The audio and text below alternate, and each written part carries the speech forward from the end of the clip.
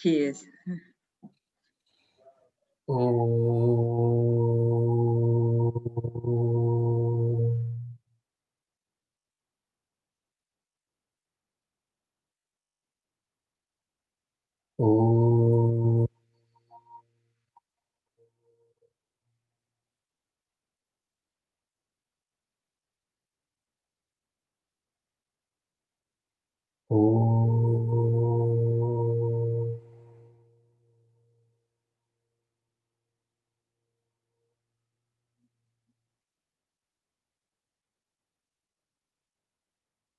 ॐ गणानां त्वा गणपतिं हवामहे कविं कवीनामुपमश्रवस्तमम् ज्येष्ठराजं ब्रह्मणां ब्रह्मणस्पत आनशृण्वन्नोतिभिः सीदसादनम् ॐ श्रीमहागणपतये नमः।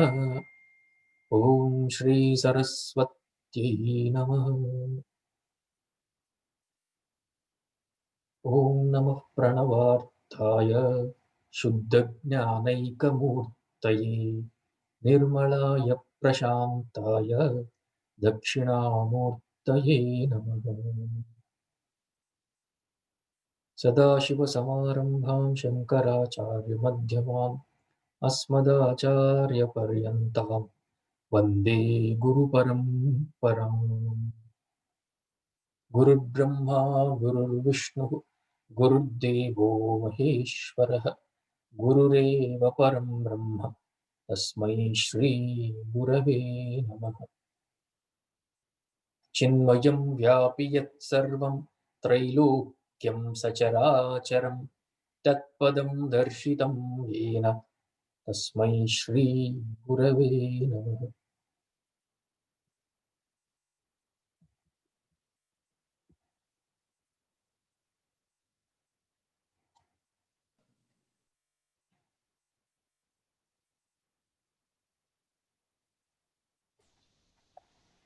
Let's do the second Anuvaka of Rudram. Just a little bit of practice.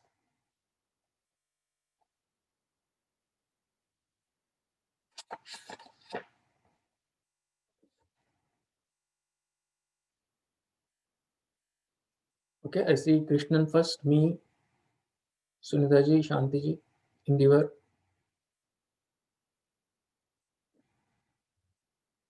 Pravinaji, you can just listen.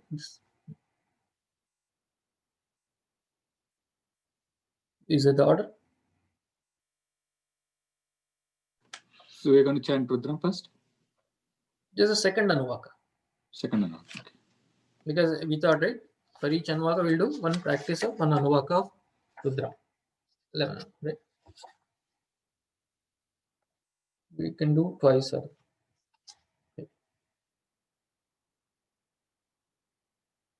Let's do first and second. Yeah, right? Start.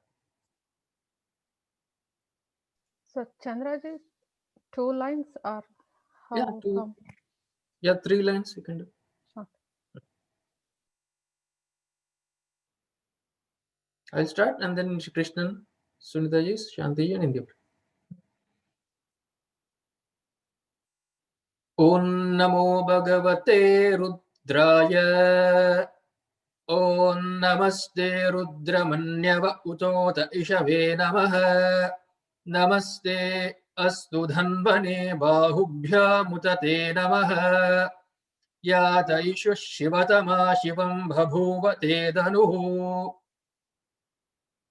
शिवाशरव्याया तवतया नो रुद्रमृडया या ते रुद्र शिवा तनूरघोरा पापकाशिनी तया नस्तनुवाशन्तमया गिरिशन्ताभिचाकशीः यामिषुङ्गिरिशन्तहस्ते बिभर्षस्तवे शिवाङ्गिरित्रतां कुरु माहि गुंसीः पुरुषं जगत् शिवेन वचसा त्वा गिरिशाच्चावदामसि यथा नः सर्वमिज्जगदयक्ष्मगं सुमना असत् सुमना असत् अद्यवोचदधिवक्ता प्रथमो दैव्योऽभिषक् अहीगश्च सर्वा आञ्जम्बयन् सर्वा आश्च यातु धान्यः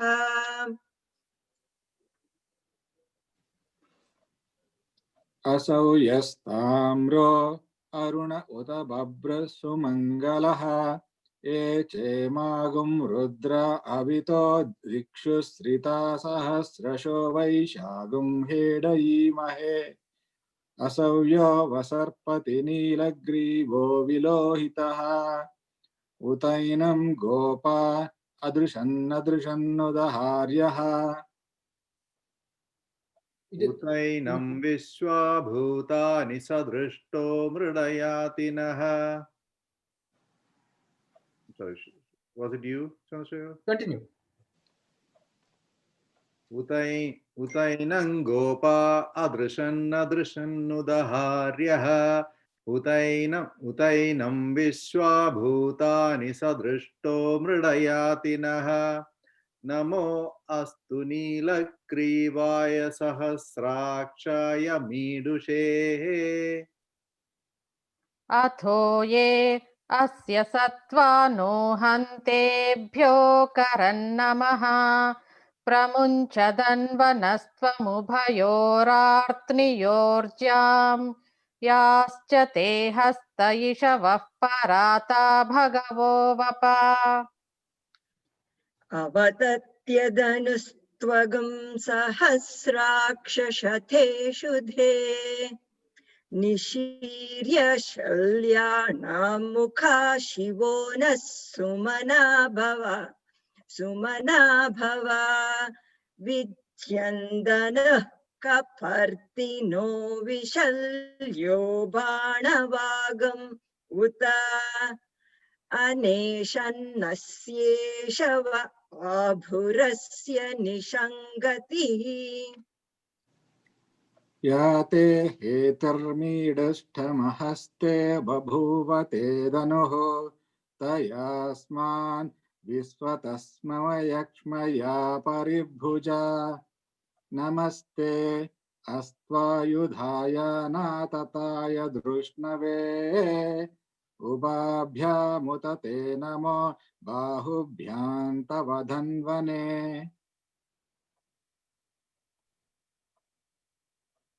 Chandrasekhar. कंटिन्यू कृष्ण परिते धन्वनो हेतिरस्मान् वृणक्तु विश्वतः अथो य इषुधिस्तवारे अस्मन्निधेहितम् शम्भवे नमः. नमस्ते अस्तु भगवन् विश्वेश्वराय महादेवाय त्र्यम्बकाय त्रिपुरान्तकाय त्रिकाग्निकालाय कालाग्निरुद्राय नीलकण्ठाय मृत्युञ्जयाय सर्वेश्वराय सदाशिवाय श्रीमन्महादेवाय नमः. नमो हिरण्यबाहवे सेनान्ये दिशाञ्च पतये नमो नमो वृक्षेभ्यो हरिकेशेभ्यः पशूनां पतये नमो नमः सस्पिञ्जराय द्विषीमते पथीनां पतये नमो नमो बब्लुषाय विव्याधिनेन्नानां पतये नमो नमो हरिकेशायोपवीतिने पुष्टानां पतये नमो नमो भवस्य हेत्यै जगतां पतये नमो नमो नमो नमो रुद्राय तथा विनेक्षेत्राणां पतये नमो नमः सूताय हन्त्याय वनानां पतये नमो नमो रोहिताय स्तपतये वृक्षाणां पतये नमो नमो नमो नमो मन्त्रिणे वाणिजाय कक्षाणां पतये नमो नमो भुवन्तये वारिवष्टृताय औषधीनां पतये नमो नमः उच्चैर्घोषाय क्रन्दयते पत्तीनां पतये नमो नमः कृष्णवीताय धावते सत्त्वनां पतये नमः। Continue from Namo Hiranyabahave. Krishna. नमो हिरण्यबाहवे सेनान्ये दिशाञ्च पतये नमो नमो वृक्षेभ्यो हरिकेशेभ्यः पशूनां पतये नमो नमः सस्पिञ्जराय त्विषीमते पथीनां पतये नमो नमो नमो नमो बब्लुचाय विव्याधिनेन्दानां पतये नमो नमो हरिकेशायोपवीतिने पुष्टाणां पतये नमो नमो भवस्य हेत्यै जगतां पतये नमो नमो नमो नमो रुद्राय तथा विनेक्षेत्राणां पतये नमो नमः सूताय हन्त्याय वनानां पतये नमो नमो रोहिताय स्तपतये वृक्षाणां पतये नमो नमो नमो नमो मन्त्रिणे वाणिजाय कक्षाणां पतये नमो नमो भुवन्तये वारिवस्कृताय औषधीनां पतये नमो नमः उच्चैर्घोषाय क्रन्दयते पत्नीनां पतये नमो नमः कृत्स्नवीताय धावते सत्त्वनां पतये नमः।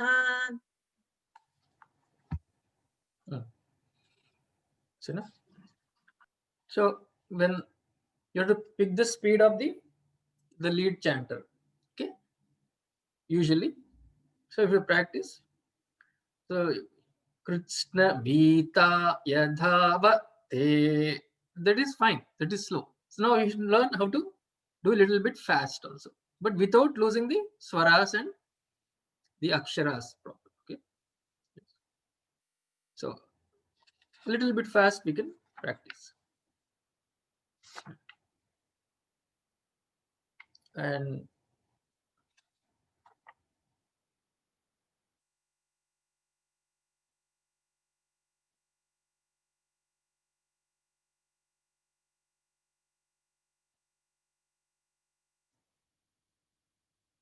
okay, there are some minor corrections, but it's okay. I think next time we'll check.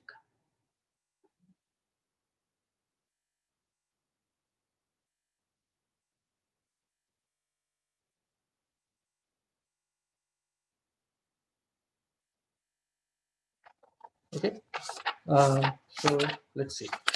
Shamakam?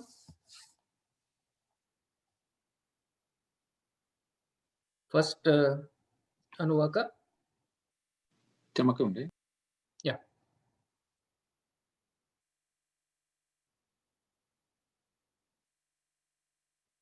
Pravina ji, got some practice?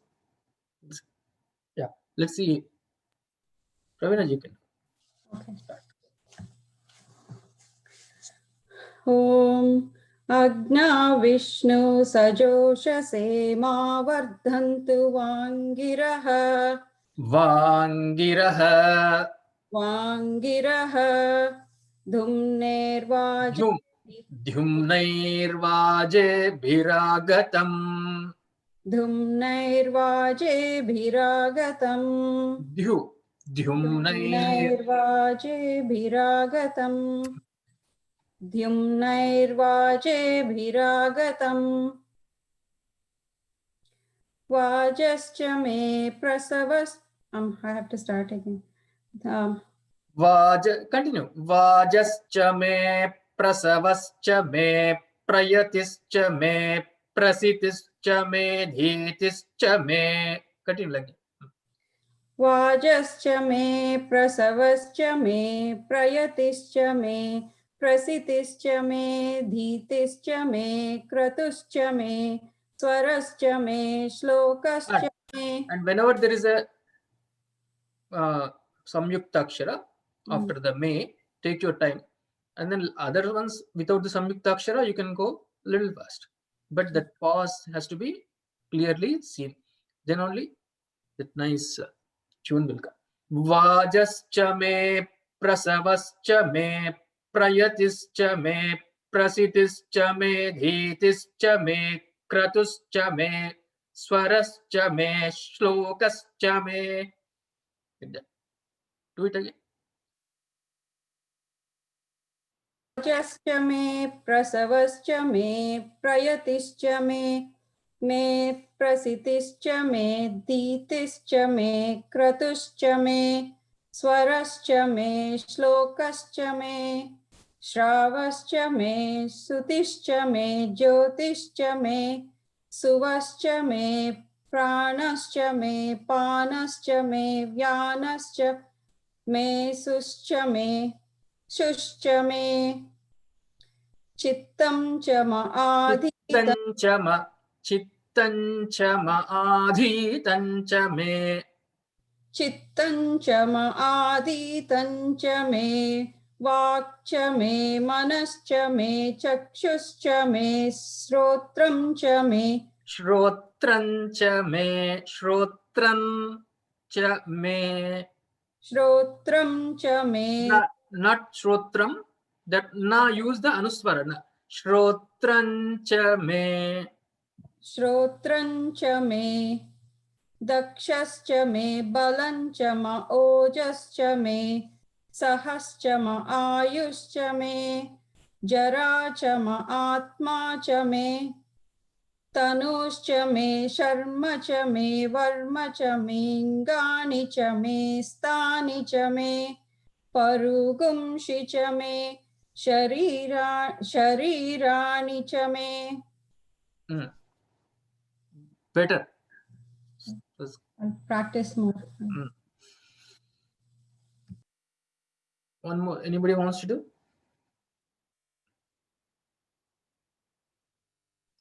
I can try, Chandra. Try. ॐ अग्ना विष्णु सजोषसे मा वर्धन्तु वाङ्गिरः द्युम्नैर्वाजेभिरागतम् वाजश्च मे प्रसवश्च मे प्रयतिश्च मे प्रसितिश्च मे धीतिश्च मे क्रतुश्च मे स्वरश्च मे श्लोकश्च मे श्रावश्च मे श्रुतिश्च मे ज्योतिश्च मे सुवश्च मे प्राणश्च मे पानश्च मे व्यानश्च मे सुश्च मे चित्तं च माधीतं च मे वाक् च मे मनश्च मे चक्षुश्च मे श्रोत्रं च मे दक्षश्च मे बलं च मवोजश्च मे सहश्च मायुश्च मे जरा च मात्मा च मे तनुश्च मे शर्म च मे वर्म च मेऽङ्गानि च मे स्थानि च मे परुगुंषि च मे शरीराणि च मे. Good.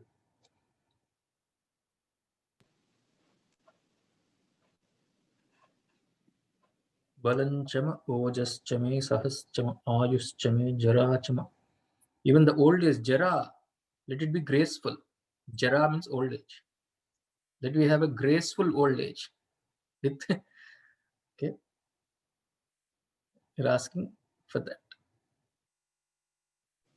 But why are we asking for Atma also? Atma, we already have that one that we have been carrying from lives. Okay. Yeah. What that Atma in the sense the higher self in us also. Nourish it so that give us the strength so that we have the capacity to nourish the higher self in us and not get carried away. Even though we are asking all of this, it's only for the higher purpose only. For that higher purpose, you're asking. That's why we are seeing, right, in second chapter, The last week also we are seeing Yamimam Pushpitam Vacham, right? Flowery. You're asking all the Veda, right? Nice flowery language you're using and asking all this, but it's only for higher purpose we have to use, but not for Lokajaya, but Manojaya. Of course, in a way we are using it for higher purpose, to not dharma ardha kama only, but for the higher purushartha called moksha. Okay. Jyoti, light, suvaha, heavens, prana, apana, vyana, all this prana should be functioning well. Speech, vak, chakshu, eyes, shrotram, ear, daksha, dakshas-chame, dakshams, keen, should be keen. Our sense organs should be functioning well. Bhala, the power, the capacity of our karmendriyas, jnanendriyas to function well.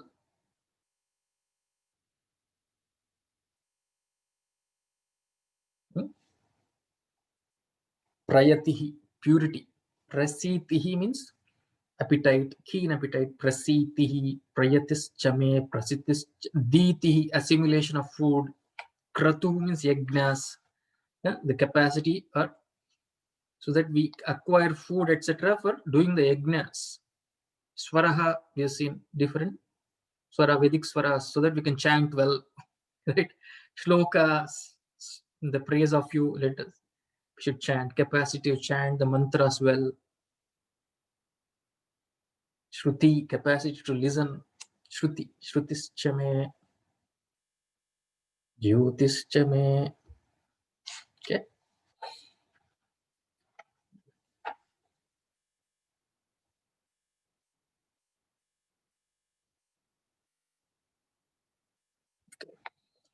Jaistyanchama.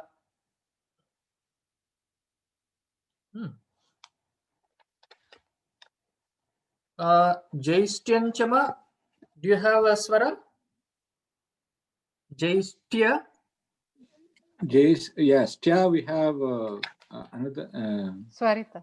Swarita, and then Ma we have Anudatta. No, Jaist on Tya, there is no swarita? We have. There is Jaistyan. Swarita and Tya.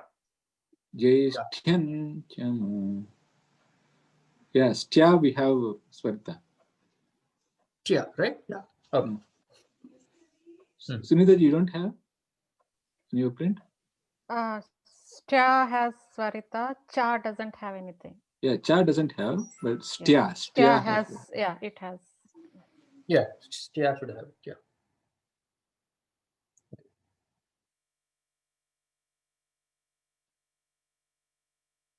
Jaistyanchama adhipatyanchame.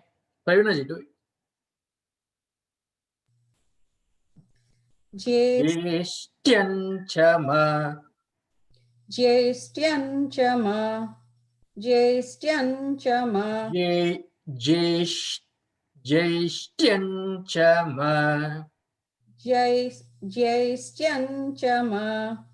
Jaistyanchama. Jaistyanchama adhipatyanchame. Jaistyanchama adhipatyanchame. Me. Jaistyanchama adhipatyanchame.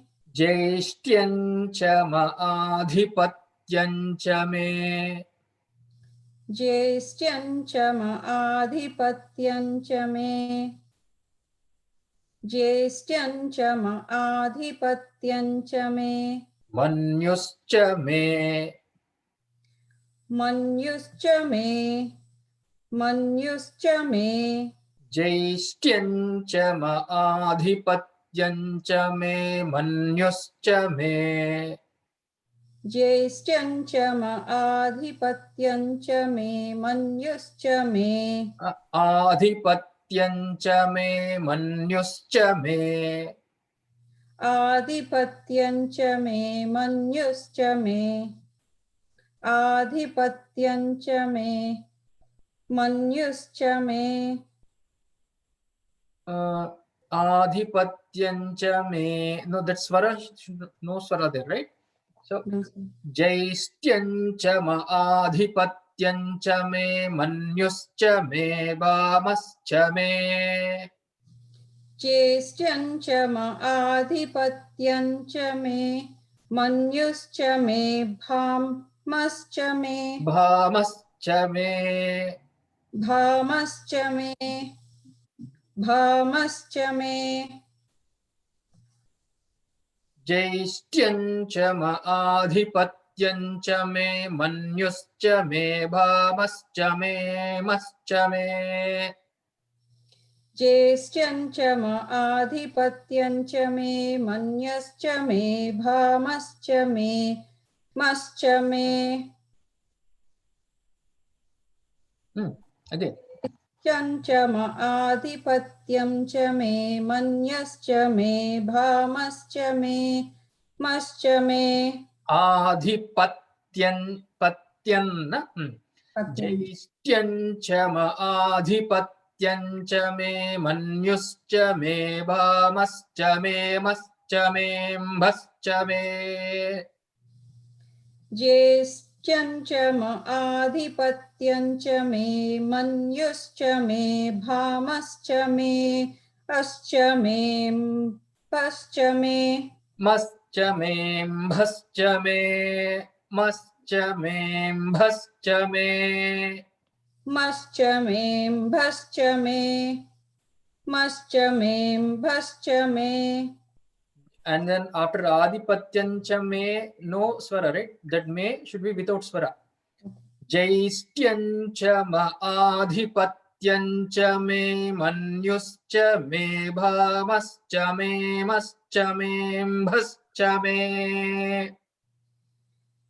ज्येष्ठ्यं च Jaistyam cha ma jaistyam cha ma ज्येष्ठ्यं च आधिपत्यं च मे adhipatyam cha me आधिपत्यं च मे आधिपत्यं च मे मन्युश्च मे should I continue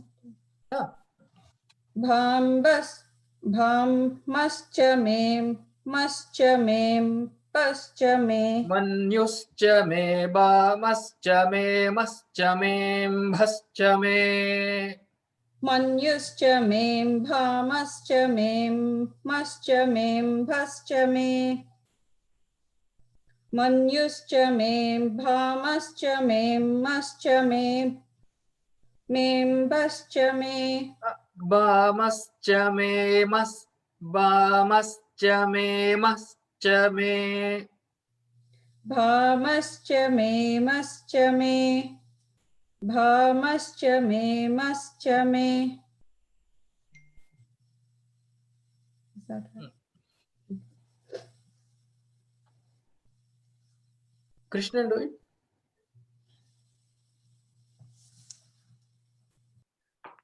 ज्येष्ठ्यं च आधिपत्यं च मे मन्युश्च मे भामश्च मे मश्च मे भश्च मे ज्येष्ठ्यं च आधिपत्यं च मे मन्युश्च मे भामश्च मे मश्च मे भश्च मे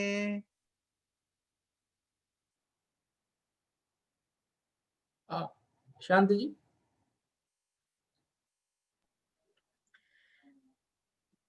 ज्येष्ठं च आधिपत्यं च मे मन्युश्च मे भामश्च मे मश्च मे भश्च मे ज्येष्ठं च आधिपत्यं च मे मन्युश्च मे भामश्च मे मश्च मे भश्च मे Jaistyam cha ma adhipatyam cha me manyuscha me bhamascha me mascha me bhascha me jema cha me. ज्येष्ठ्यं च आधिपत्यं आधिपत्यञ्च मे मन्युश्च मे भामश्च मे मश्च मे भश्च मे जेमा च मे जेमा च मे महिमा च मे जेमा च मे महिमा च मे जेमा च मे महिमा च मे महिमा च मे महिमा च मे महिमा च मे महिमा च मे वरिमा च मे महिमा च मे वरिमा च मे महिमा च मे वरिमा च मे वरिमा च मे प्रतिमा च मे वरिमा च मे प्रतिमा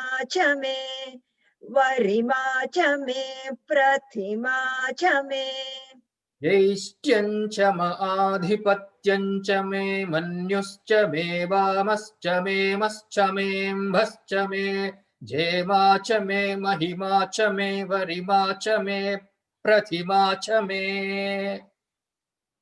ज्येष्ठ्यं च आधिपत्यं च मे मनुश्च मे मन्युश्च मनुष् मे मन्युश्च मे भामश्च भामश्च मे मश्च मे भश्च मे जेमा च मे महिमा च मे वरिमा च मे प्रतिमा च मे वरिमा च मे प्रतिमा च मे वरिमा च मे प्रतिमा च मे अगेन जैष्ट्यं च ज्येष्ठ्यं च आधिपत्यं च मे मन्युश्च मे भामश्च मे मश्च मे मेऽम्भश्च मे जेमा च मे महिमा च मे वरिमा च मे प्रतिमा च मे सुनीता जी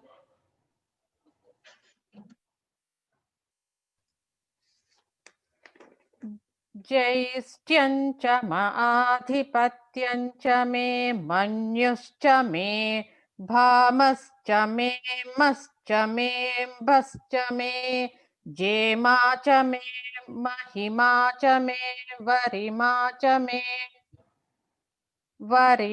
च मे प्रतिमा च मे ज्येष्ठ्यं च म आधिपत्यं च मे मन्युश्च मे मन्युश्च मे वामश्च मे मश्च मेऽम्भश्च मे जेमा च मे महिमा च मे वरिमा च मे प्रतिमा च मे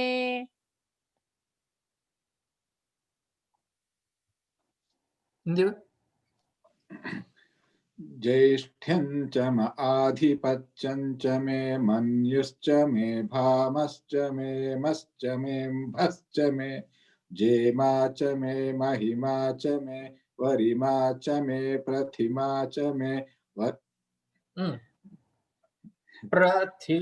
वरिमा च मे प्रतिमा च मे वर्ष्मा च मे वरिमा च मे प्रतिमा च मे वर्ष्म्या च मे वर्ष्मा च मे वर्ष्मा च मे वरिमा च मे प्रतिमा च मे वर्ष्म्या च मे वर्ष्मा च मे वर्ष्मा च मे वर्ष्मा च मे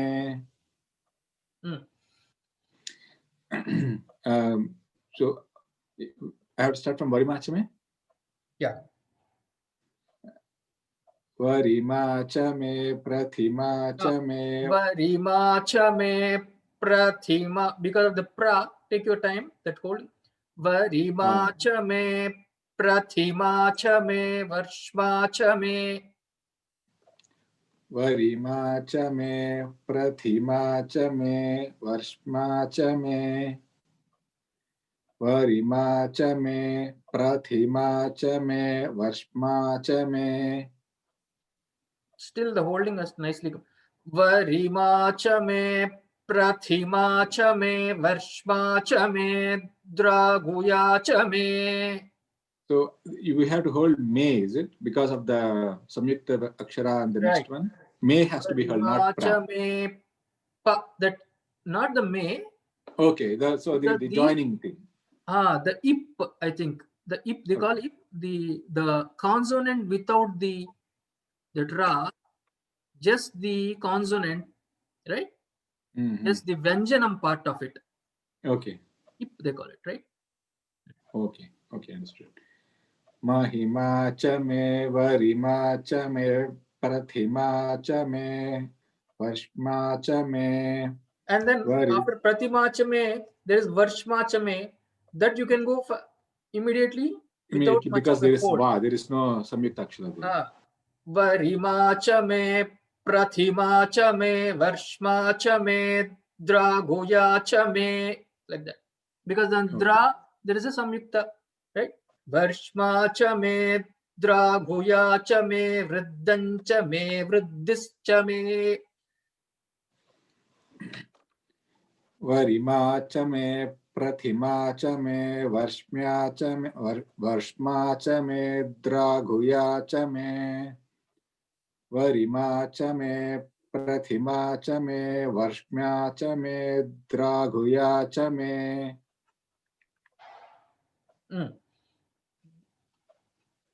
Jaistyam cha ma adhipatyam cha me, manyuscha me, bhamascha me, mascha me, bhascha me, jema cha me, mahima cha me, varima cha me, pratima cha me, varshma cha me, draguya cha me.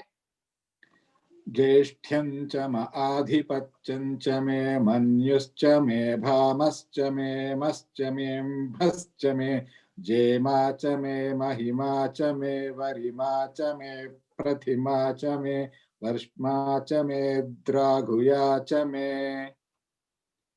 ज्येष्ठ्यं च म आधिपत्यं च मे मन्युश्च मे भामश्च मे मश्च मे भश्च मे जेमा च मे महिमा च मे वरिमा च मे प्रथिमा च मे वर्ष्म्या च मे द्राघुया च मे.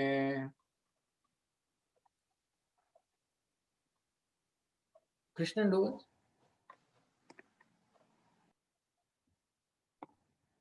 ज्येष्ठ्यं च म आधिपत्यं च मे मन्युश्च मे भामश्च मे मश्च मे भश्च मे भामश्च मे मश्च मे भश्च मे जेमा च मे महिमा च मे वरिमा च मे प्रतिमा च मे वर्ष्मा च मे द्राघुया च मे ज्येष्ठ्यं च म आधिपत्यं च मे मन्युश्च मे भामश्च मे मश्च मे भश्च मे जेमा च मे महिमा च मे वरिमा च मे प्रतिमा च मे वर्ष्मा च मे द्राघुया च मे. Pravina ji, you want to do one?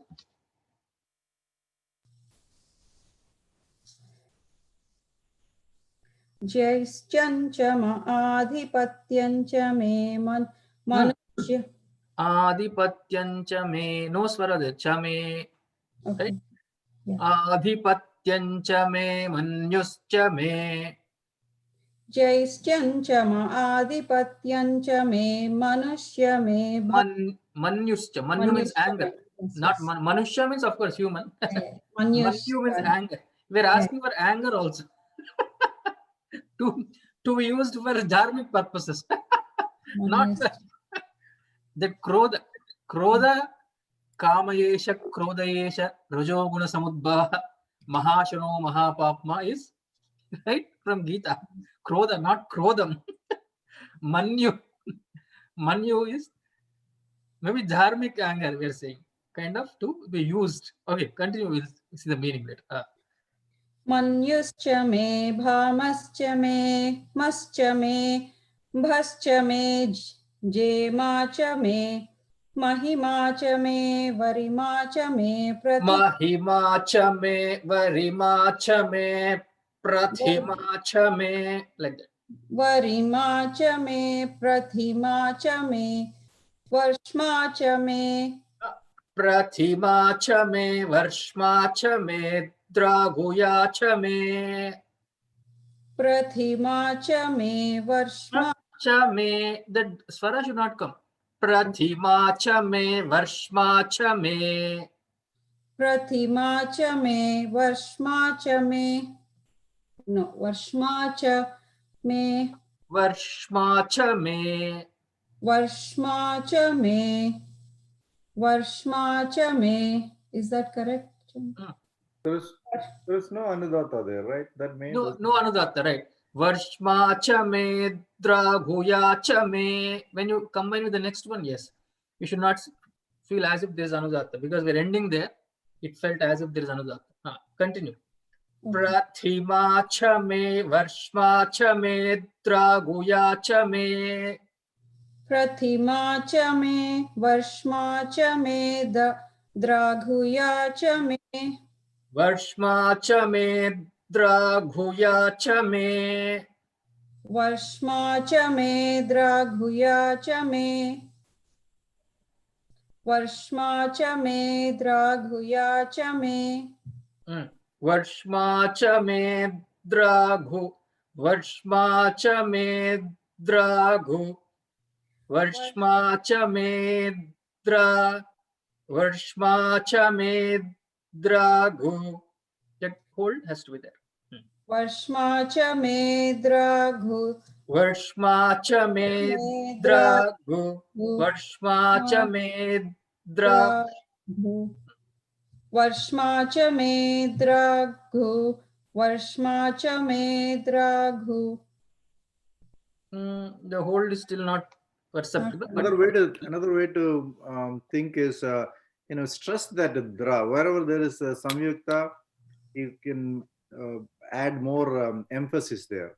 So varshma cha me dra. So do that da harder, and in the same way that prathima, do that harder. So that will give you a little bit of pause. Yeah, and you can also imagine the being separated out from dra. So that way, dra instead of dra, it is dra. Like Krishnan said, stress has to be there on that one by thinking. Yes. Instead of focusing on adding pause or anything, that's confusing. So don't think of adding pause or anything. Just say that the harder. So it'll give enough time. That's helpful. Thank you. Sunita ji, do it.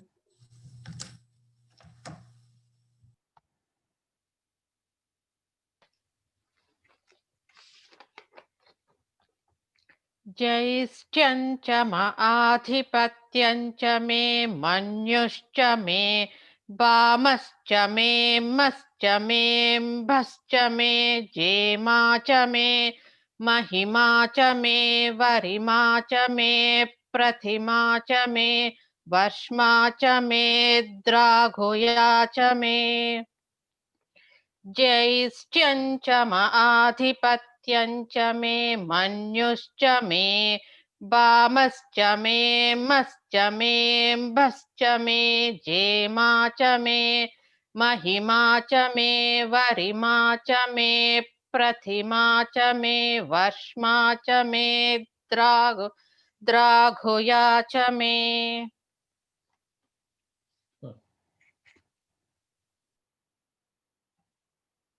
Continue, Shanti ji. वर्ष्मा च मे द्राघुया च मे वृद्धं च मे वर्ष्मा च मे द्राघुया च मे वृद्धं च मे वृद्धं च मे वृद्धं च मे वृद्धं च मे वर्ष्मा च मे द्राघुया च मे वृद्धं च मे वृद्धं च मे वृद्धिश्च मे वृद्धं च मे वृद्धिश्च मे वृद्धं च मे वृद्धिश्च मे वृद्धं च मे वृद्धिश्च मे सत्यं च मे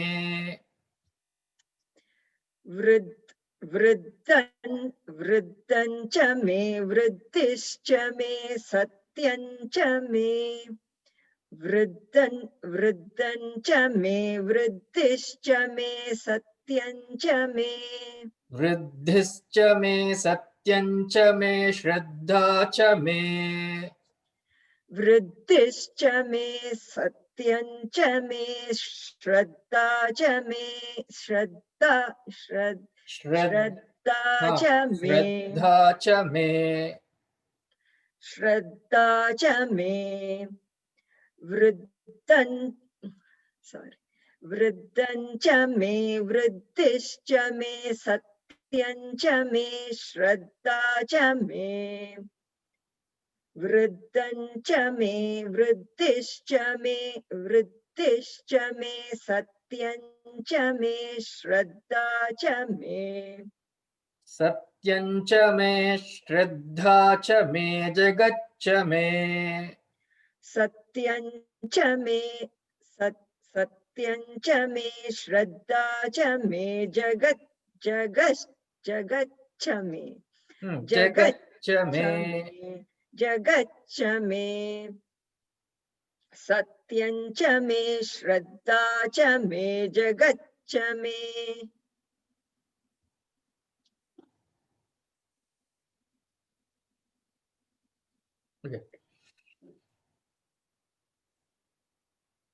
वृद्धं च मे वृद्धिश्च मे सत्यं च मे श्रद्धा च मे जगच्च मे धनं च मे वृद्धं च मे वृद्धिश्च मे सत्यं च मे श्रद्धा च मे जगच्छ मे धनं च मे धनं च मे धनं च मे धनं च मे धनं च मे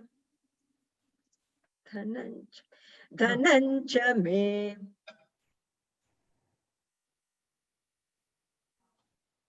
continue वृद्धं च मे वृद्धिश्च मे सत्यं च मे श्रद्धा च मे जगच्च मे धनं च मे वृद्धं च मे वृद्धं च मे वृद्धिश्च मे वृद्धं च मे वृद्धिश्च मे सत्यं च मे श्रद्धा च मे जगच्छ मे धनं च मे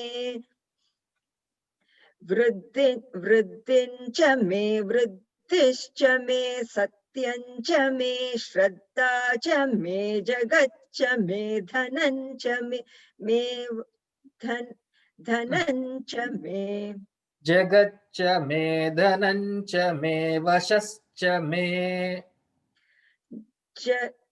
जगच्छ मे धनं च मे वशश्च मे जगच्छ मे धनं च मे वशश्च मे जगच्च मे धनं च मे वशश्च मे त्विषिश्च मे जगच्छ मे धनं च मे वशश्च मे त्विषिश्च मे जगच्छ मे धनं च मे वशश्च मे त्विषिश्च मे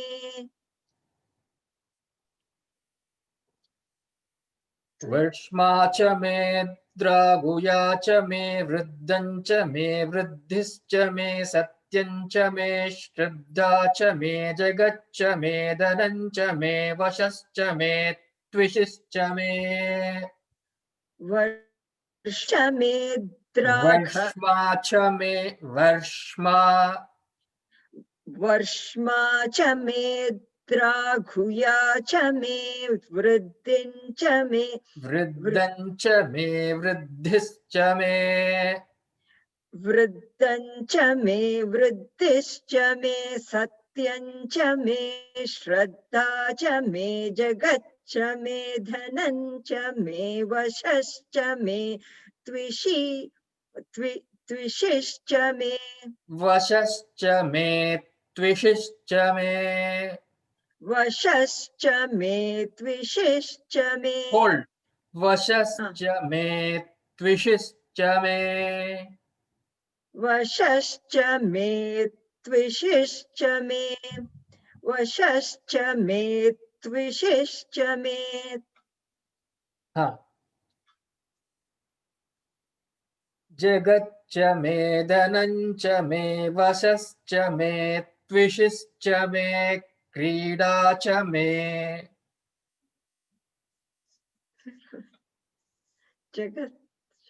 जगच्च मे धनञ्च मे वशश्च मे त्विषिश्च मे क्रीडा च मे. जगच्च मे धनञ्च मे वशश्च मे त्विषिश्च मे क्रीडा च मे जगच्च मे धनञ्च मे वशश्च मे त्विषिश्च मे क्रीडा च मे ज्येष्ठ्यञ्च म आधिपत्यञ्च मे मन्युश्च मे वामश्च मे मश्च मेऽम्भश्च मे जेमा च मे महिमा च मे वरिमा च मे प्रथिमा च मे वर्ष्मा च मे द्रागुया च मे वृद्धञ्च मे वृद्धिश्च मे सत्यञ्च मे श्रद्धा च मे जगच्च मे धनञ्च मे वशश्च मे त्विषिश्च मे. ज्येष्ठ्यञ्च ज्येष्ठ्यञ्च ज्येष्ठ्यञ्च आधिपत्यञ्च मे मनुश्च मे भामश्च Manusha, not Manusha, Manu. मन्युश्च sorry Manu, anger, anger. anger yes. Manu, Bhama also means anger, another type of anger. Manu and Bhama are anger. Ambha means water. Ambha means it's like waters, good water, good liquids. We want, okay. Pure water. Continue, continue. ज्येष्ठ्यञ्च आधिपत्यञ्च मे मन्युश्च मे भामश्च मे मश्च मेऽम्भश्च मे जेमा च मे महिमा च मे वरिमा च मे प्रतिमा च मे वर्ष्मा च मे द्राघुया च मे वृद्धञ्च मे वृद्धिश्च मे सत्यञ्च मे श्रद्धा च मे जगच्च मे धनञ्च मे वशश्च मे त्विषिश्च मे क्रीडा च मे Did we do Krida? Oh, Krida also I think we did. Yes, we did. I put my finger there. Okay. We're asking for Krida also. Krida, you know, right? Games. Games. So, let us be our recreation also we're asking. Recreation purposes also. We're asking let there be proper recreation also for us. Okay. For games, different types of games. Hindi will do once. Starting from Jeshtyam.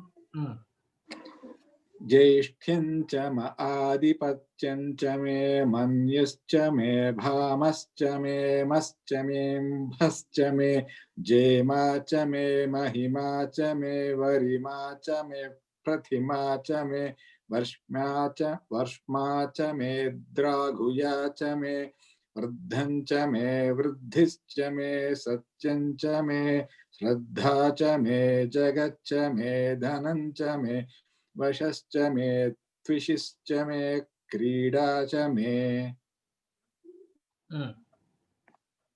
So I told you, right, there's somebody called Vishnu Suri. He said Krida means not for, don't think that Krida, it is for Atma Krida only. Atman Yeva Atma. He will go to only Vedanta. But we are asking for small things. Right?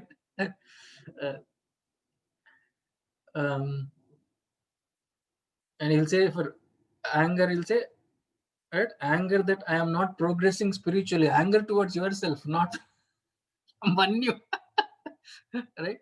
Uh, uh, and Jestyanchama, Jestyam in the state of most praiseworthy, or eldest is Jestam, most praiseworthy, right? So he'll say, no, you have been the best among the bhaktas, right? Ardho Jignasur Ardhardi Gnani Cha Bharadarshava, we say in Gita, right? 7th chapter. Don't be an Artha asking for this and that. Don't be Ardhardi. Best in the bhaktas would be what? Jignasu, of course. Next, Gnani Cha Bharadarshava. Because Gnani Cha Atmaiva Me Matam, Krishna says. Gnani is me, myself. So be that. In that way, praiseworthy. Not Jaistinch Adipatyam means lordship. Right? We want lordship, right? Like the politicians, we want lordship, Adipatyam. So there it's all for your spiritual growth also you can take, for material growth also. There's a meaning. So both meanings are there. Okay, it depends on what our attitude is towards the Shastra. Okay. I think that's actually a good point, because most of the times we take them as literal meaning, or just the translation, and not Anvaya. So the translation is different from Anvaya, right? So depending on our circumstances, we have to Anvaya it better. Yeah, I mean, Anvaya is how the order of the prose, but even that Anvaya, they will suit it to their purposes. I know what I'm saying. So if somebody says that, like, somebody has been playful every day, every moment, then he's not doing anything else. Then he'll say, "This is what Lord has given me." He has given me abundant to play, but not other things. Right. That's why I said, like, is it bhakta? You have to be slightly careful about it. How you interpret it, yes. Whether it's a spiritual purposes or material purposes you're using. So you want to be just do all these pujas and everything. Everybody, this puja you do, you get this. Many people do. We are attracted to that, right? That's what we are seeing in 2nd chapter. Last week we saw, right? Pushpitam Vacham. Okay.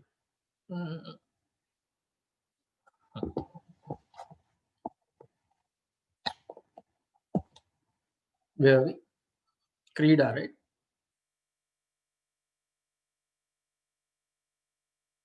Continue. Sundaji. Krida cha me modas cha me. क्रीडा च मे मोदश्च मे क्रीडा च मे मोदश्च मे मोदश्च मे जातञ्च मे मोदश्च मे जातञ्च मे मोदश्च मे जातञ्च मे मोदश्च मे जातञ्च मे जनिष्यमाणञ्च मे मोदश्च मे जातञ्च मे जनिष्यमानञ्च मे मोदश्च मे जातञ्च मे जनिष्यमानञ्च मे जनिष्यमाणञ्च मे सूक्तञ्च मे सुकृतञ्च मे जनिष्यमानञ्च मे सूक्तञ्च मे सुकृतञ्च मे जनिष्यमानञ्च मे सूक्तञ्च मे I think there was a little break. सूक्तञ्च It broke. Continue once again. Do it. जनिष्यमानञ्च मे सूक्तञ्च मे सुकृतञ्च मे सुकृतञ्च मे वित्तञ्च मे वेद्यञ्च मे सुकृतञ्च मे वित्तञ्च मे वेद्यञ्च मे सुकृतञ्च मे वित्तञ्च मे वेद्यञ्च मे सुकृतञ्च मे वित्तञ्च मे वेद्यञ्च मे भूतञ्च मे सुकृतञ्च मे वित्तञ्च वित्तं च मे वेद्यं च मे भूतं च मे सुकृतं च मे वित्तं च मे वेद्यं च मे भूतं च मे वित्तं च मे वेद्यं च मे भूतं च मे भविष्यच्च मे वित्तं च मे वेद्यं च मे भूतं च मे भविष्यच्च मे वित्तं च मे वेद्यं च मे भूतं च मे भविष्यच्च मे भविष्यच्च मे सुगं च मे ओके भविष्यच्च मे सुगं च मे सुपथं च मृद्धं च म भविष्यच्च मे सुगं च मे सुगं सुपदं च मे सुपथं च म सुगं च मे सुपथं च म सुगं च मे सुपथं च म सुगं च मे सुपथं च मृद्धं च म सुगं च मे सुपथं च मरुद्धं च म सुग ऋद्धं च म Ma has Anuswara Chandraji? अनुदात्त I mean Anudatta. Yeah. it's not there. Not in my thing. Sugan cha me supadhan cha maruddhan cha ma. Sugan cha me supadhan cha maruddhan cha ma. सुपथं च मृद्धं च मृद्धिश्च मे Supathan cha maruddhan cha maruddhischa me. Supathan cha maruddhan cha maruddhischa me. ऋद्धिश्च मे क्लिप्तं च मे क्लिप्तिश्च मे Ruddhischa me kluptan cha me kluptischa me. Ruddhischa me kluptan cha me kluptischa me. सुपतं च मृद्धं च मृद्धिश्च मे क्लिप्तं च मे क्लिप्तिश्च मे मतिश्च मे सुमतिश्च मे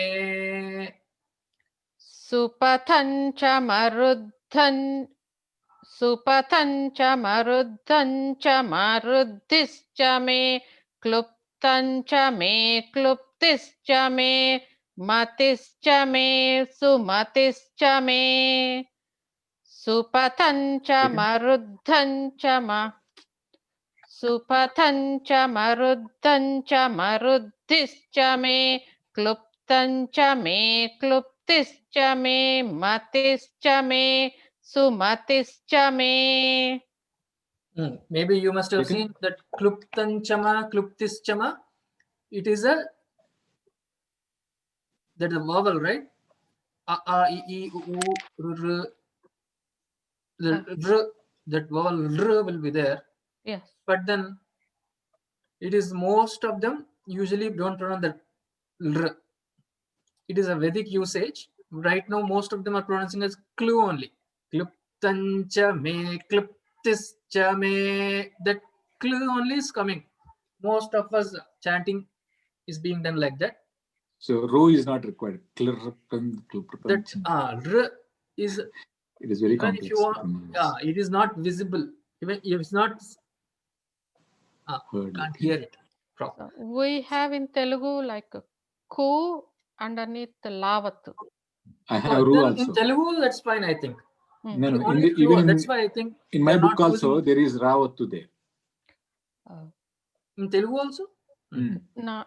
Oh, from Vijnanam we don't have that ravatu. Saswara Veda mantras it is there. That Klartam Chame is there. Oh. Because that is Vijnana doesn't show that r. It says ka u, but this book has a r. which one? Yeah, this book is right. Yeah, even all the Devanagari, even Mantra Pushpam also has that r, because that nobody is using these days. That is become the Laukika Sanskritam. Not many words are there. Klupti is there, Kluptancham is there.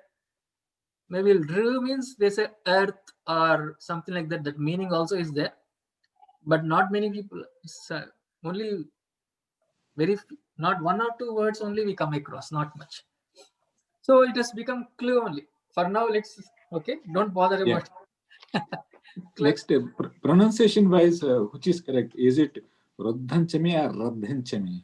I see some of the Vedic, our Pujari at least, he will never say Ruddhanchami. He always pronounce that one as Ra, Aradha. In fact, I think he even adds A also. Radhanchame, Radhischame, like that. Because is a vowel, right? R, right? So not Ra, Radhancham, no. R, right? R, Ruddhancham, Ruddhischame, then Kluptanchame, Kluptischame, Matischame, Sumatischame. Okay.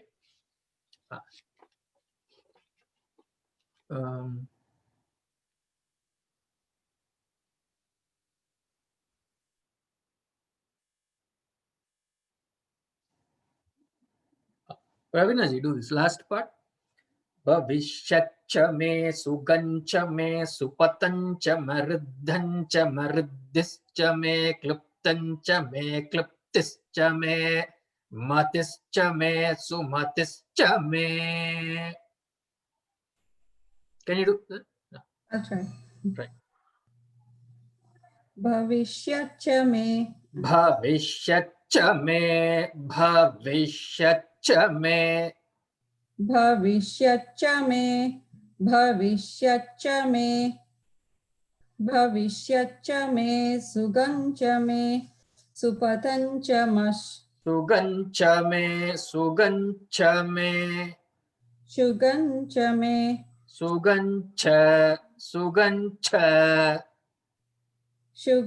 Sugancha, Sugancha, Sugancha, Sugancha me, Supatancha ma, Ruddhancha ma, Ruddhischa me, Ruddhischa me, Kluptamcha me, Kluptischa me, Matischa me, Sumatischa me, Riddhischa me, Kluptancha me, Kluptischa me, Matischa me, Sumatischa me, Sumatischa me. If you see that cha, because and that cha is that sha and cha, more emphasis sometimes we see in chanters. Sumatischa me. Nicely they'll end like that. If there is a Swarita on that cha, sha and cha. Usually, she's in Chalakir also, right? How they will have more emphasis on that. Right. Sumatischa me. Okay. Ruddhischa me, Kluptamcha me, Ruddhischa me. Kluptancha, kliptan, that na shukta. Kluptancha me, Kluptischa me, Matischa me, Kluptischa me, Kluptischa me, that Kluptischa me, Matischa me, Sumatischa me. Kluptischa me, Matischa me, Sumatischa me, Sumatischa me. Sumatischa me, Sumatischa me. Is that Sumatischa me. Sumatischa me, Sumatischa me. Is that Close. Krishna, do whole thing once. From where, Chandra? Jaistyancha. Okay. Jaistyancha ma'adhipatyancha me manyuscha me bhamascha me mascha me bhascha me jemacha me mahimacha me varimacha me प्रतिमा च मे वर्ष्मा च मे द्राघुया च मे वृद्धं च मे वृद्धिश्च मे सत्यं च मे श्रद्धा च मे जगच्च मे धनं च मे वशश्च मे वशश्च मे त्विषिश्च मे क्रीडा च मे मोदश्च मे जातं च मे जातं च मे जनिष्यमाणं च मे सूक्तं च मे सुकृतं च मे वित्तं च मे विद्यं च मे भूतं च मे भविष्यच्च मे सुगं च मे सुपथं च मरुद्धं च वृद्धिश्च मे क्लुप्तं च मे क्लुप्तिश्च मे मतिश्च मे सुमतिश्च मे सुमतिश्च मे सुमतिश्च मे. That cha, more emphasis should be there. सुमतिश्च may. Yeah.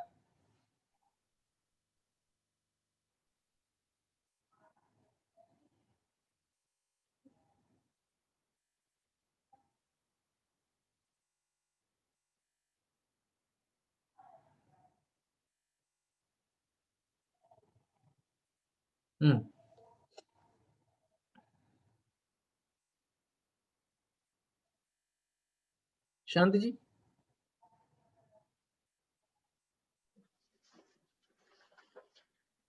जैश्च्यञ्च आधिपत्यञ्च मे मन्युश्च मे भामश्च मे मश्च मे भश्च मे जेमा च मे महिमा च मे वरिमा च मे प्रतिमा च मे वर्ष्मा च मे द्राघुया या च मे वृद्धिं च मे वृद्धञ्च मे वृद्धिश्च मे वृद्धं च मे वृद्धिश्च मे सत्यं च मे श्रद्धा च मे जगच्च मे धनं च मे वशश्च मे त्विषिश्च मे क्रीडा च मे मोदश्च मे जातं च मे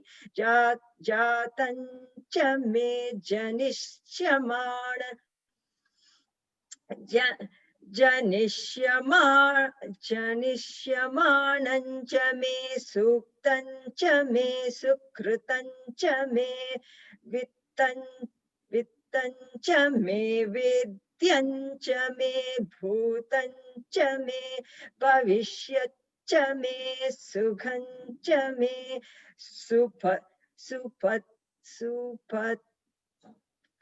सुपथं च मरुद्धं च मरुद्धिश्च मे क्लुप्तं च मे क्लुप्तिश्च मे मतिश्च मे सुमतिश्च मे सुपथं च मरुद्धं च रुद्धिश्च मे क्लुप्तं च मे क्लुप्तिश्च मे मतिश्च मे सुमतिश्च मे. So mind, mati and sumati. Okay, right? Both mati and sumati. So kluptam also usually in the other regular meaning would be your capacity to gain things, right?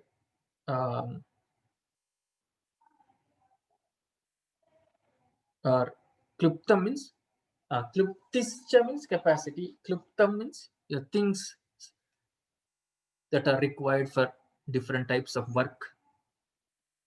Particular meaning. But Vishnu Surya says it is your prarabdha. Kluptam means In Telugu, kluptam is brief. not Right? not that the kluptanga, that Telugu is not that meaning. Klupta You can make it brief, your prarabdha. By your knowledge. Brief means your prarabdha you have to exhaust. So by your Vedanta knowledge, jnanam, you can make sure it doesn't prick you so much, because prarabdha you have to experience. Jnani destroys sanchita agami, but they also say, Shastra says, but for the onlookers, it looks as if, oh, Gnani is also having prarabdha. See, poor Gnani, how he is suffering from the onlookers. But for him, even prarabdha is not there. What is all mithya, he says. So maybe that capacity to exhaust it. Kliptam, klipti. Prarabdha is kliptam. Kliptischame is the capacity to exhaust. The prarabdha caused by the body. That power of exhausting, the titiksha shraddha, that strength, may we have it. Kliptischa is that. Klipti is prarabdha. That's what Vishnu Surya thinks.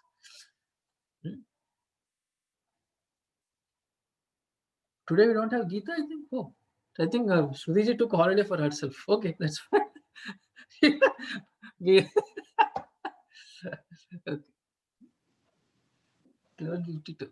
Yeah, even I did not realize until Christian's message today that like he will participate in the class. The previous class also, that's why I did not realize that. Yeah, you didn't attend. Yeah. She just sent a message that she forgot and she cannot join now because she's in the middle of. Oh, fine. That's fine. Okay.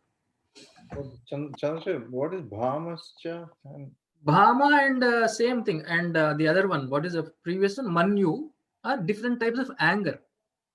Bhama is maybe a different degree of anger, more degree. Bhama. Manyu is also anger. and what's the next one? Maschame? Amaha, that Oh, may, that avagraha is there, right? yeah. Avagraha, that amaha would be krodha. Amaha, bamaha. Amaha, measurement is, amaha means measurement. No, amaha means immeasurable, something like that. Maybe you're asking for riches and strengths that are immeasurable.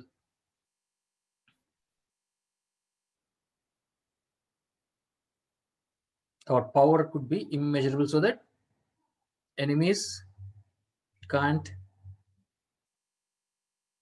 do anything basically to us. Something like that. Ama. Okay. And ambaha means waters. Ambaha means different types of pure water. But that also is required for our existence, right? There's a lot of talk over water these days, how we are wasting water. So, right? Cool, sweet waters we need. Ambaha. Jema, capacity. Jema means victory actually. Jitam, Jema. Jema, capacity to win over others. Jema. Mahima, of course, you know Mahima, glory. May we have greatness. Mahima.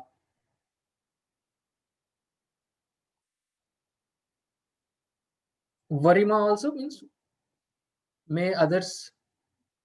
Varima means worshipfulness. Worship, Varima. Varishtaha, they say, right? May. So, in a way, worshipfulness means many people ask for that, right? Maybe let me be great. Let people worship me, right? Something like that. Varima.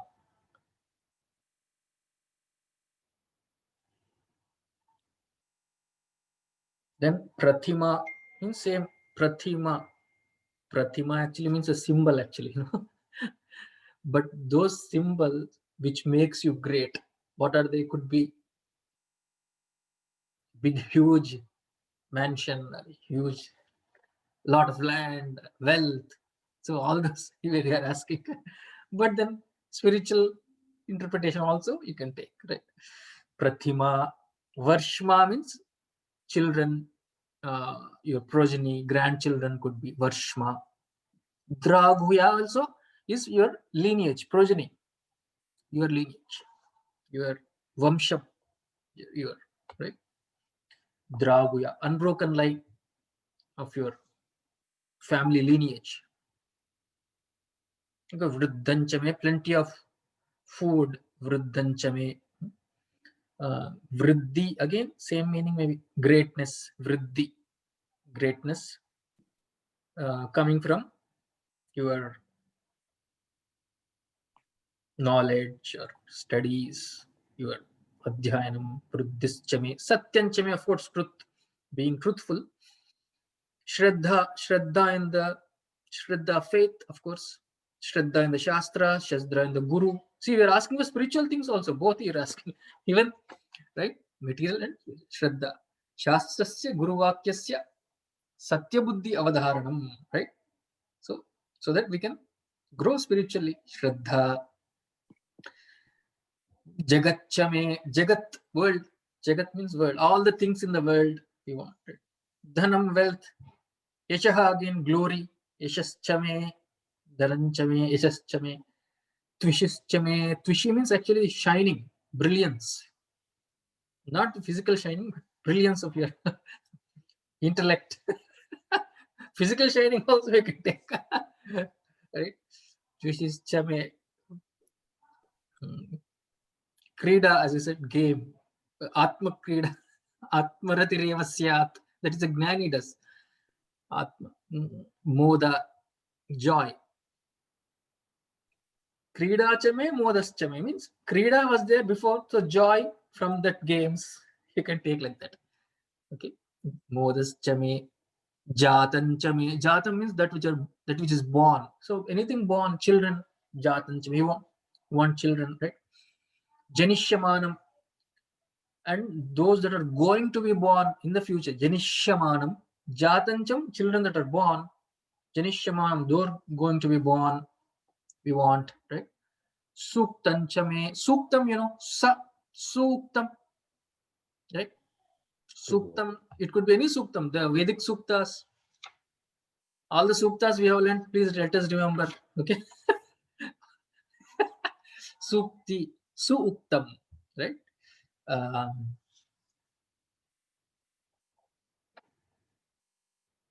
Well said, well spoken. So basically, truthfulness. That also Suktam means truth, being truthful also. Suktanchame.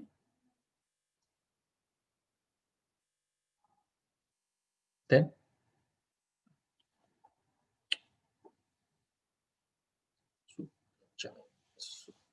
Sukrutam. Sukrutam, right? Telugu also will Sukrutam.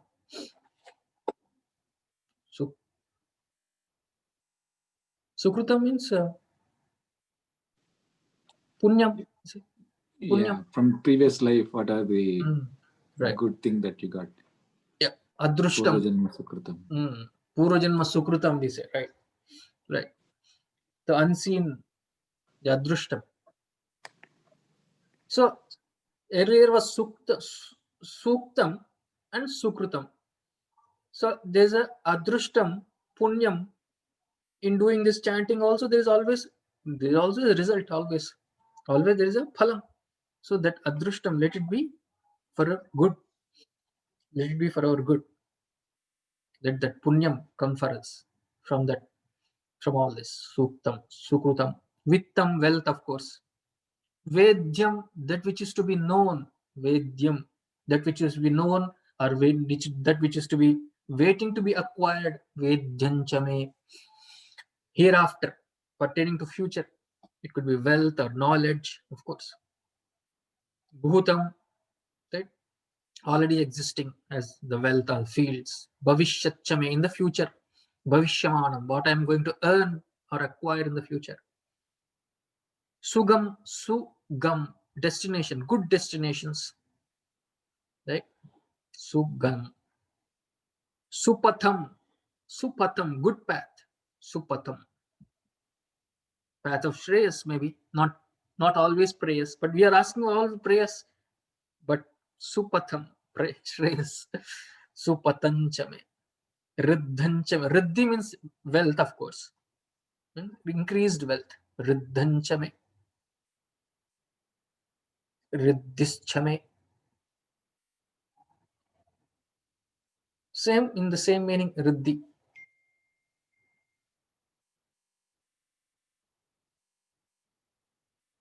Maybe riddhancha me can be the wealth that we already have to protect. Riddhi, the result of the rituals that we are going to get to be performed. Riddhischa me. Kluptancha me, we are saying. Kluptischa me. Mati, sumati. Okay. What is Vedyan, Chandraju? Yeah, Vedyam, that which is to be known or gained in the future, not yet now available. Vedyam.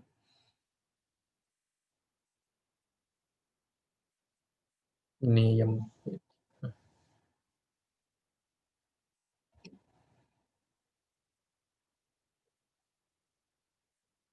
Okay, one of you chant. Who wants to chant? From Jay's Chencha.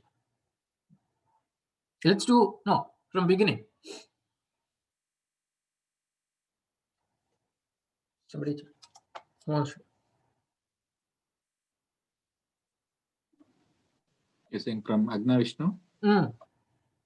One person chant one and the other person chant. Okay. In Can the I chant do first. the first one and second one maybe somebody else can take? Krishna, you will do second one? I just did the second one. I can do the first one. You can do the second. If that's okay. Okay. Yeah. Go ahead. Others practice on mute. Om Agna Vishnu Sajosha Sema Vardhantu Vangiraha Dyumnervaje Bhiragatam Dyumnairvaje bhiragatam. Dyumnervaje Bhiragatam Vajascha me prasavascha me prayatischa me prasitischa me dhitischa me kratuscha me swarascha me swarascha me slokascha me sravascha me shrutischa me jyotischa me suvascha me Subhascha me pranascha me panascha me vyanascha me suscha me chittancha ma adhitancha me vakya me Vacha cha cha. Vacha me.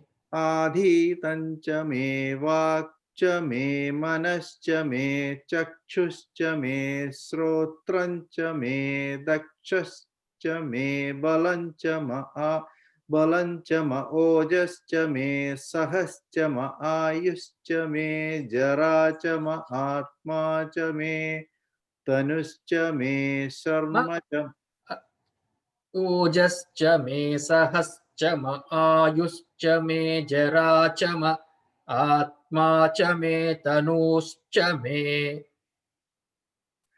Ojascha me sahascha ma ayuscha me jaracha ma atmacha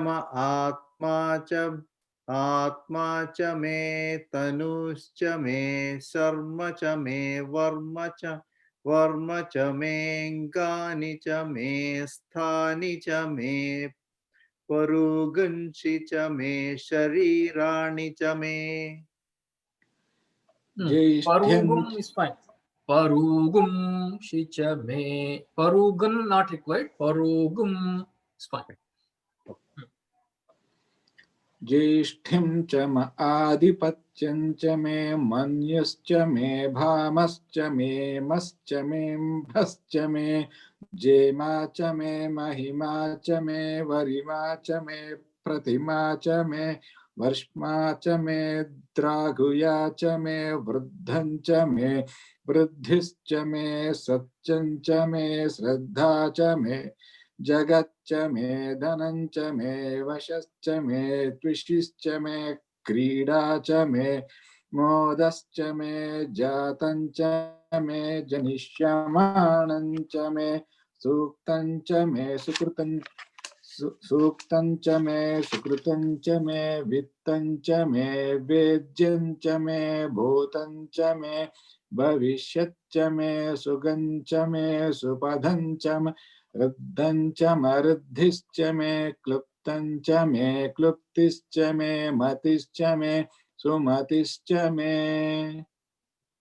Supatancha maridhancha maridhischam After I supatan. pronounced, I realized the correction. That's सुगंच may सुपथंच मरुद्धंच मरुद्धिश्च may क्लुप्तंच may क्लुप्तिश्च may मतिश्च may सुमतिश्च may matischa me sumatischa me. मतिश्च may सुमतिश्च may. So in the first line, bhamascha me, ba doesn't have swarita, right, Chandraji? That ma is swarita. Ma has swarita. Did I pronounce wrong? I heard swarita on that, so I thought maybe I am wrong. No. Manyuscha me bhamascha me. Bhamascha me. Yeah, it is Bhamas. Mahaprana Bha, right? Maybe some Yeah, maybe Mahaprana I have Bha. correct myself. And then ma swarita. Bhamascha me.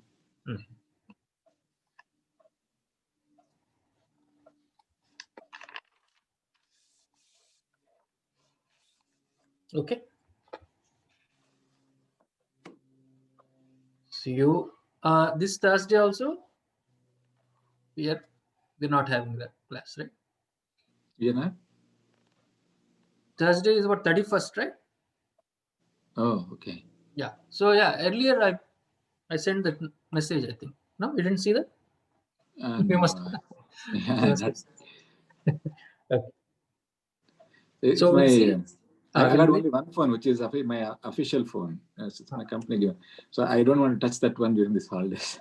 So I'm kind of delaying the messages checking. Oh, okay. If you touch it again, they'll keep sending you messages. Yeah, again they'll pull me into some things. I said, I'm not going to touch that one for a while. Like, check it only once in a day. Okay.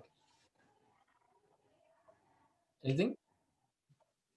We'll see next Saturday. Huh? Okay. Next Saturday is going to be first, second, third, I think. Second, right? Second. Okay, second. Okay, sounds good. Second.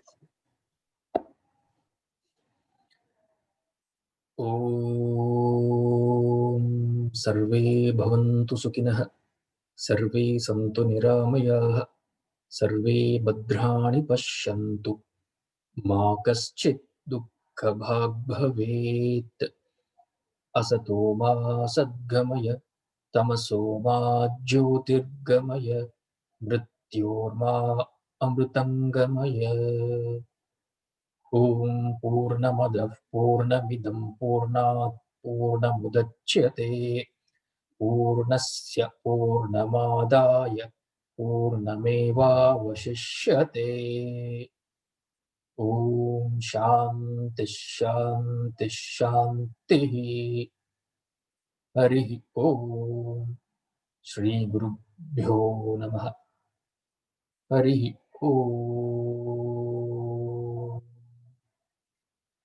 तत्सत्